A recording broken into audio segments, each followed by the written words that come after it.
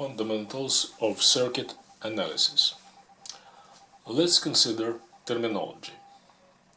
Circuit, set of interconnected electric or electronic elements or components. Schematic, graphic representation of a circuit. Signal, physical quantity, information carrier.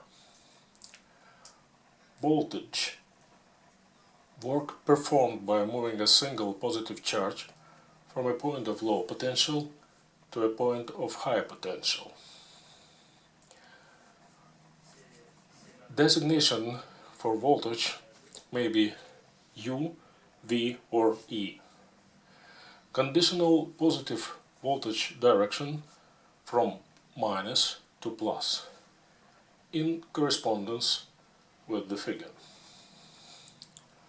Current, charge movement speed at a point. Designation for current may be I or J. Conditional positive current direction from plus to minus. Thus, voltage and current are oppositely directed. This is illustrated in the figure. Direct current, DC.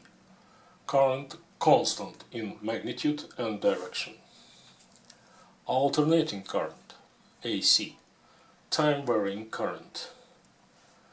Ohm's law connects current and voltage in a section of a circuit with resistance R, where G is conductance. Thank you.